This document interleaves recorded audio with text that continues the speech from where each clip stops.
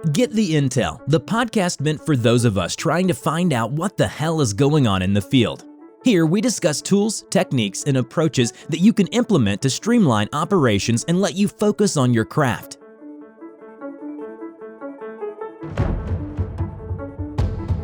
Hello, welcome to the Get the Intel podcast. This is Chad Gill. I'm the host, and this is where I talk with leaders in contracting, management, and really anyone helping us do business better. This episode is brought to you by Laminin Coaching.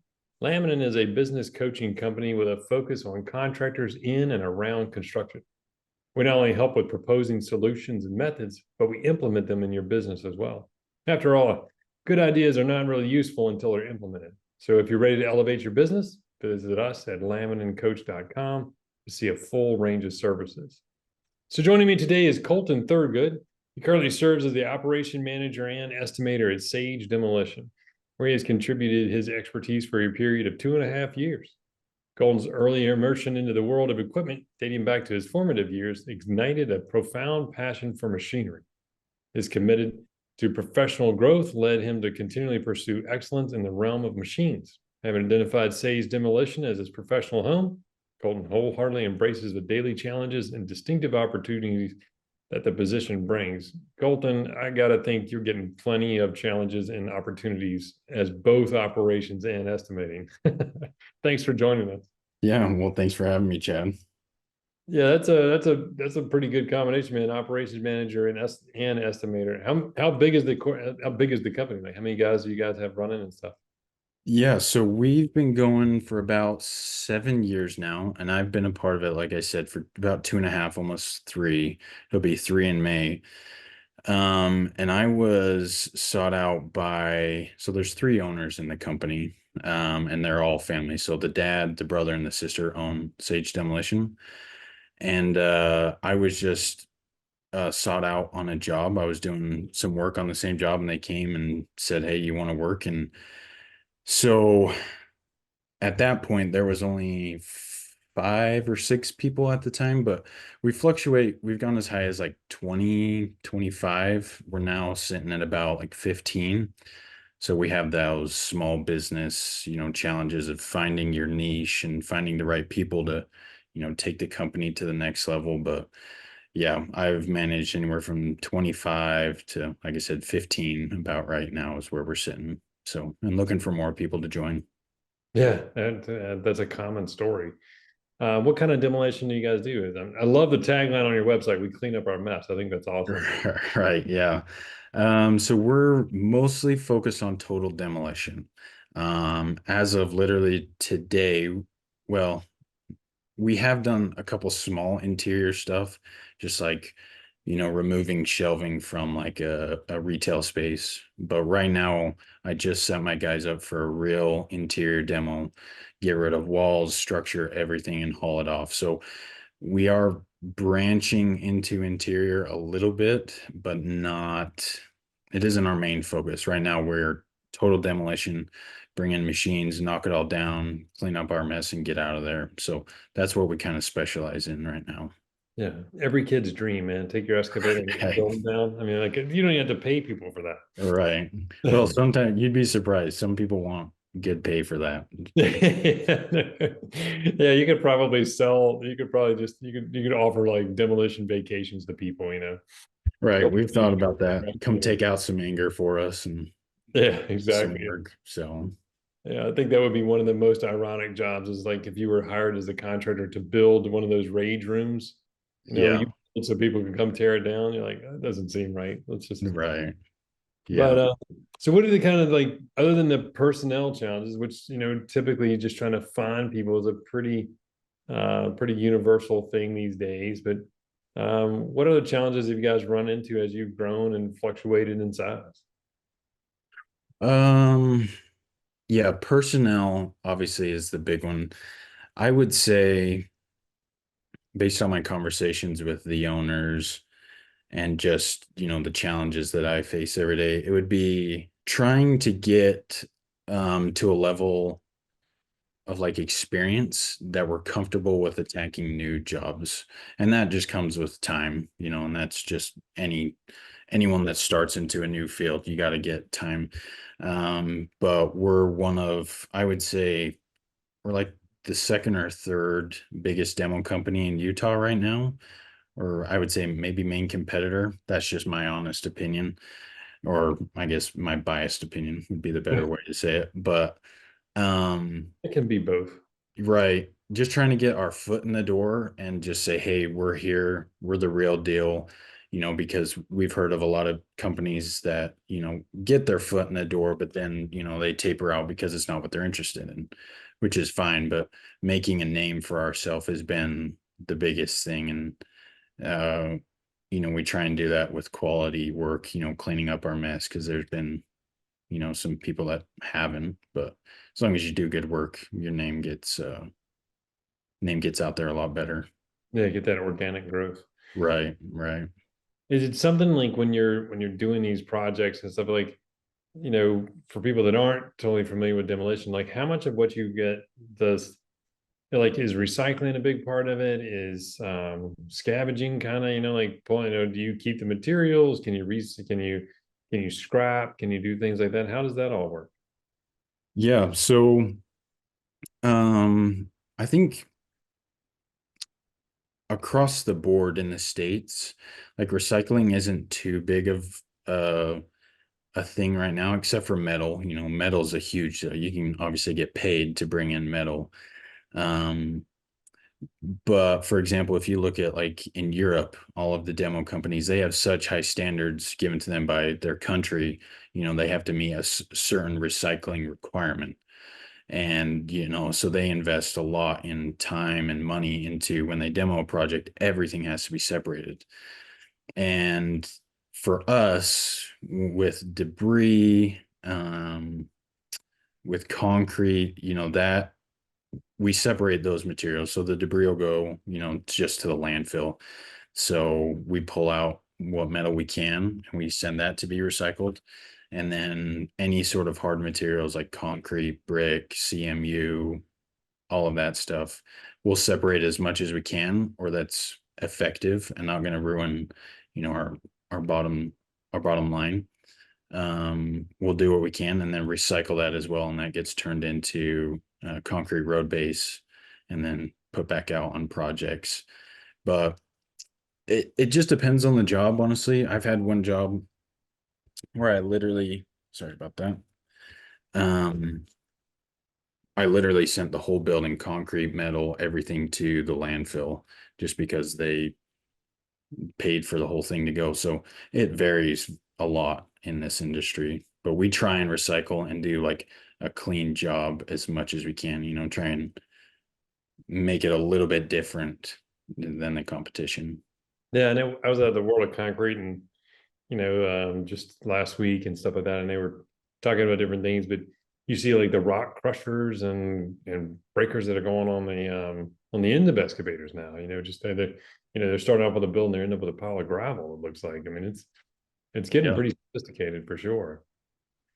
Yeah, and we're noticing a lot. We've had a big shift this year.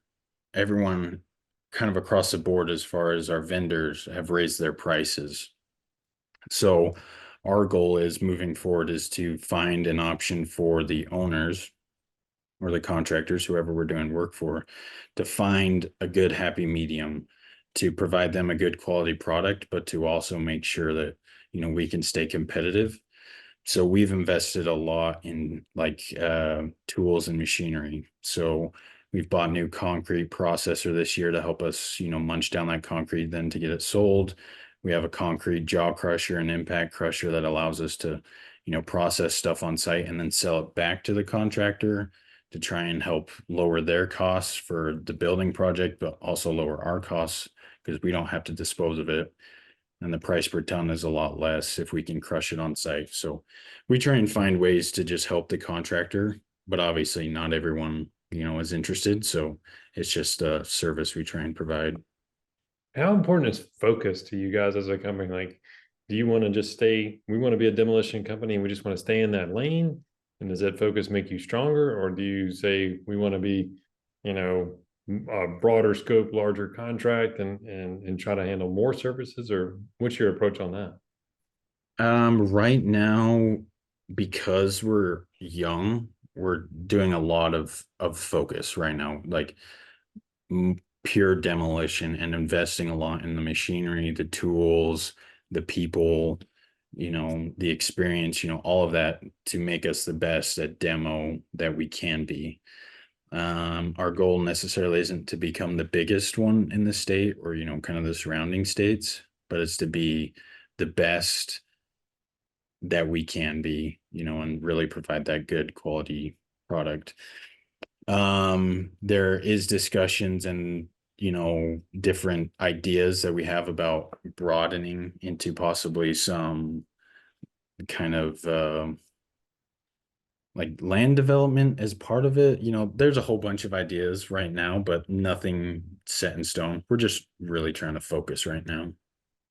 I think that's a pretty good, it seems to be a common theme, like speaking to people who have a really large, very successful company, and I'll say, hey, have you considered this or consider that? And like, well, we're really slow to make a decision. Mhm. They have lots of processes, but that's it's funny because they're kind of complaining about it, but at the same time, that's I think a key part of being successful is making sure that you have a good, strong foundation on being very, very good at one thing before you try to become, good at something else. Yeah, and we've had opportunities, to, maybe vary out here and there. Nothing, really crazy. But our philosophy is have a good foundation. Sage Demolition is, demolition. In our name, it also says land clearing, which is kind of a little side thing that we do, which is it's just demolition in the woods, basically. So it's not too much different, but right now it's purely demolition. Get that foundation strong, to keep the company going and kind of keep its roots, deep, and then expand from there. That's kind of our philosophy right now. And one of the owners has actually been gone for 2 years, which is what brought me into this, role that I have right now. So when he gets back, we're gonna kind of start getting feelers out and trying to go a little different directions and grow even faster and even harder. So Nothing wrong with that. right, Maintenance growth is good growth. right. Do you have anything that where you feel like you guys have kind of, we're always looking for that kind of jewel or that nugget where somebody's just doing something different that works really well. Have you run into anything like that? As far as like what we've implemented and kind of Yeah, like focused. an internal process or, it can be something small, it can be something large. It's just kind of like a small thing that you think, hey, man, we did this thing and it just worked great. Yeah. Um, I think there's a couple things, but if I had to choose one aspect that I think it stemmed from is quality, focusing on quality. Um, like I said previously, there's a lot of people out there that do demolition, just the people that get a house job, for example. And when they do it, they just rip and tear like, you know, what people think demolition is. And this isn't speaking ill of them at all. It's just what they do. I mean, that's totally fine. But we saw a need to provide a great quality product, meaning before, during, and after. Before meaning when you get the permits, it's a really long process and kind of a lot of government red tape is, getting permits and everything. So making sure we communicate with everyone and let them know what's going on and getting, them taken care of as fast as possible and just keeping them in the loop. And then during making sure that our job sites are organized and clean so that not only when the contractor pulls up on the job, they see how clean and organized it is and they can kind of envision the end goal that when we leave, it's going to be, clean and organized and better than we found it. Obviously, there's no structure there, but, and then afterwards, we make sure we communicate, hey, is this what you wanted? Do you want anything different?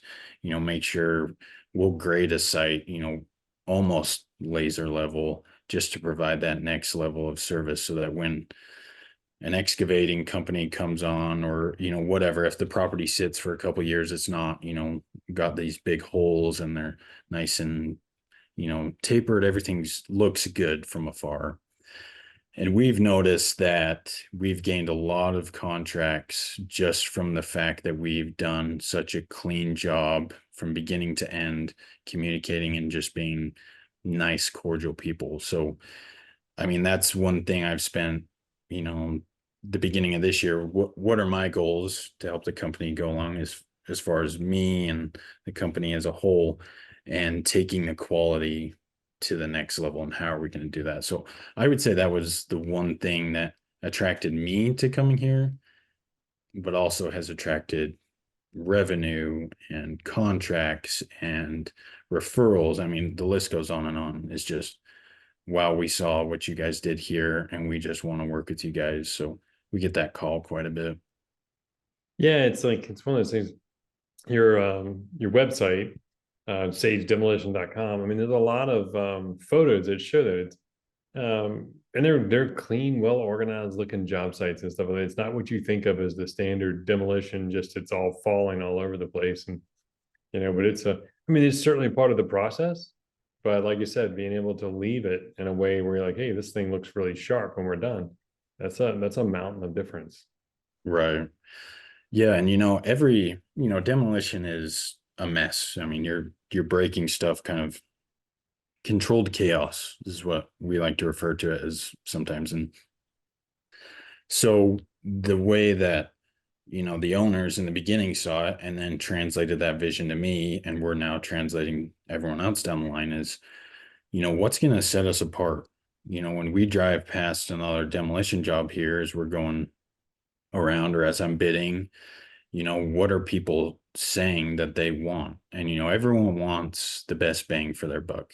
So if you can still be competitive in your price, but do, 1% better, than your competition, or 1% better than you yourself did on the last job, why not? It's going to cost you minimal amount, but you'll get more contracts later on down the road for that, 1% of effort. And so that's what I tell my guys, for themselves is, hey, how are you going to get 1% better each day on the job? How are you going to make your job 1% better? And also in your personal life, what can you do 1% better every day? Because it's a principle that I fully believe in. It doesn't take, a lot to make yourself 100% better, with 1% a day. Yeah, absolutely. I think that's something people miss. These, anybody who's ever turned their back on a toddler for a second can realize small steps can add up to great distance. Right, right. Oh, that thing will run right away from you.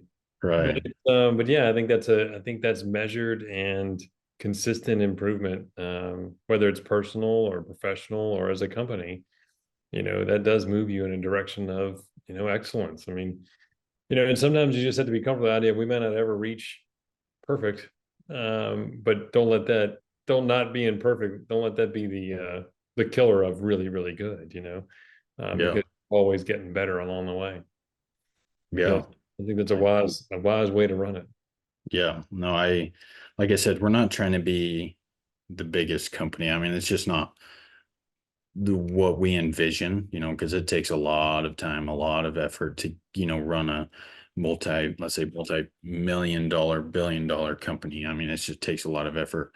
But we want to focus on the quality and the people, the machines, the product, all of that. So Yeah, looks like you're a big fan of the Caterpillar brand. actually Volvo. Or So Volvo, is that what they are? yeah, I looked Volvo. and I assumed that might be that's me. My bad. Yeah. No, they're Love it. both yellow. So Both yellow and both. I love it right. until your post just has an excavator sitting inside of a house. Right. Yeah. Yep.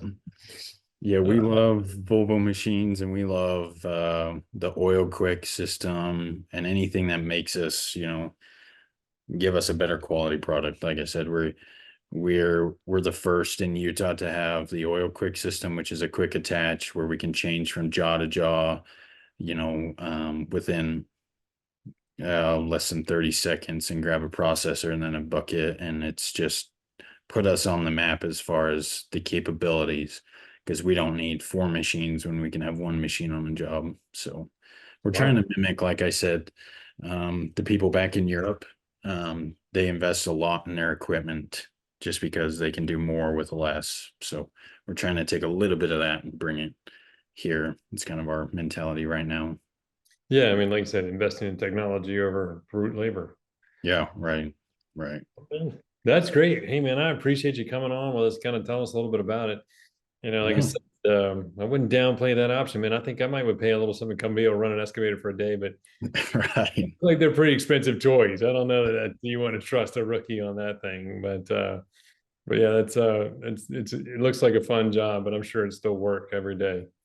Yeah. Anytime you want to come out, we'll give you a free hour or 2 in the seat. Exactly. Yeah. Long enough for me to go, yep, that was fun for a minute. Right. Exactly. Absolutely. Yeah. No, that's well, man, that's great. I appreciate it. I wish you luck on it. And yeah, thanks for kind of giving us the understanding, a little deeper understanding on the demolition products. Yeah. Well, thanks for the opportunity. No problem. We'll talk to you soon. All right. Thanks for listening to Get the Intel. We'll see you next time, and be sure to click subscribe to get future episodes.